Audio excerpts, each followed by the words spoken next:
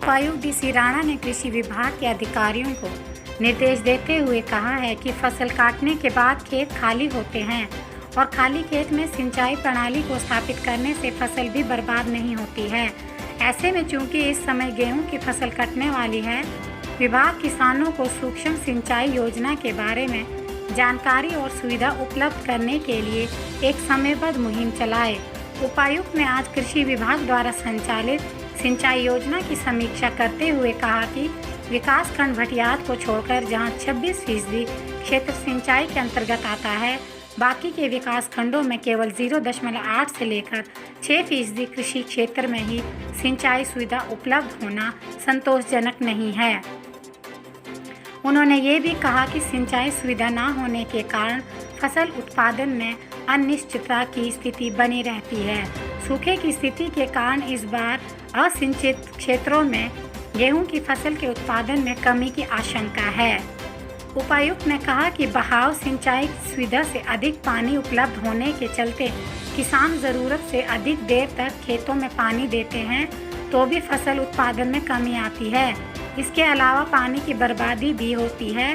सूक्ष्म सिंचाई व्यवस्था होने से जहां फसल को ज़रूरत के मुताबिक पानी मिलता है, वही पानी का अनावश्यक नुकसान भी नहीं होता।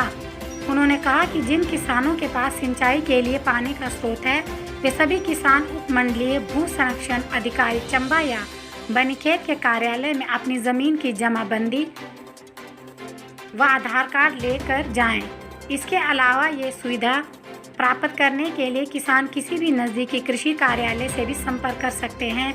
उपायुक्त ने कृषि उप निदेशक को निर्देश देते हुए कहा है कि विभाग को लेकर बाकायदा लक्ष्य तय करके काम करे ताकि इससे ज़मीनी हकीकत पर उतारा जा सके।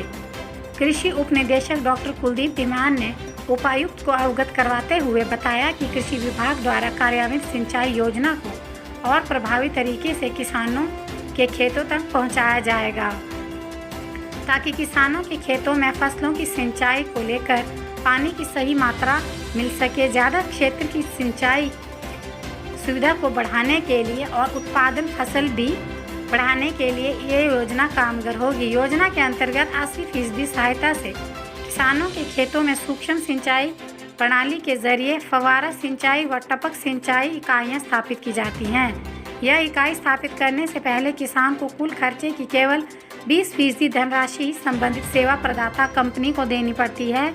डॉक्टर कुलदीप धीमान ने ये जानकारी दी कि किसानों द्वारा दी गई 20% धनराशि की भरपाई आने वाली पहली फसल की पैदावार में बढ़ोतरी से हो जाती है।